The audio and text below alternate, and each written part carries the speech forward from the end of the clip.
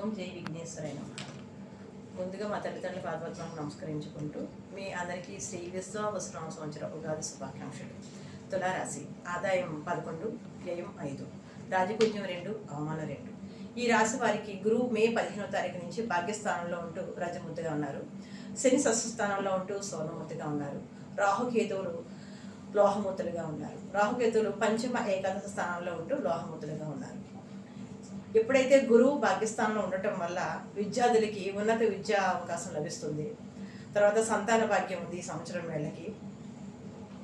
గురువు భాగ్యస్థానంలో ఉండటం వల్ల పెట్టుబడులు పెట్టిన వాళ్ళకి ఉద్యోగంలో ప్రమోషన్స్, నూతన ఉద్యోగాలు రావటం, వ్యాపారంలో పెట్టుబడులు పెట్టడం ఆశాజనకంగా లాభాలు రావటం, ఇవన్నీ కూడా మెండుగా ఉన్నాయి. కానీ ఒకటి శని షష్ఠానంలో ఉండటం వల్ల వీళ్ళకి కృషి చేసిన తర్వాతనే విజయం లభిస్తుంది.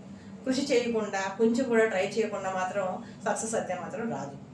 ఇంకొకటి ఎప్పటి నుంచో సంతానం నుంచి ట్రై చేస్తున్న వీళ్ళకి సంతానం లభిస్తుంది. సంతానం గురించి కూడా వీళ్ళకి ఆశ్చర్యంగా ఉంటుంది. ఇంకొకటి రాహు పంచస్థానంలో ఉండటం వల్ల సంతానం లభిస్తుంది, కానీ సంతానం కలుగుతుంది, కానీ సంతానం పట్ల శ్రద్ధ కూడా ఎక్కువగా వహించాలి. కేతు ఏకాదశ స్థానంలో ఉండటం వల్ల ఆధ్యాత్మిక కేంద్రాలు సందర్శిస్తూ ఉంటారు. దైవభక్తి ఎక్కువగా ఉంటుంది. దైవ కార్యాలు కూడా చేస్తూ ఉంటారు. ఈ సంవత్సరం ముఖ్యంగా యువతి యువకులకు చేపట్టదగ్గ సూచన ఏంటంటే కనుక వీళ్ళకి లవ్ ప్రపోజల్స్ ఎక్కువ వస్తూ ఉంటుంటాయి.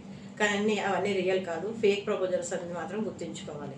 ఎప్పుడైతే అవన్నీ పక్కన పెడతారో అప్పుడే కెరీర్ మాత్రం బాగుంటుంది. ఇంకొక విషయం ఏంటంటే జూలై నుంచి నవంబర్ వరకు వీళ్ళకి ఆరోగ్య సమస్యలు సూచిస్తున్నాయి. కాబట్టి ఆరోగ్యం పట్ల కొంచెం శ్రద్ధ వహించాలి.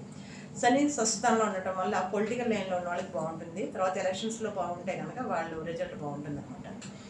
ఇది ముఖ్యంగా మన తులారాశి ఫలితాలు. వీళ్ళు విష్ణుమూర్తిని, గణపతిని ఆరాధిస్తే సత్ఫలితాలు బాగుంటాయి. ఇంకా మీకు ఏదైనా ఇంకా క్లియర్గా తెలుసుకోవాలనుకుంటే కనుక కింద స్క్రోల్ అవుతున్న నెంబర్కి వాట్సాప్ చేయండి. నమస్కారం.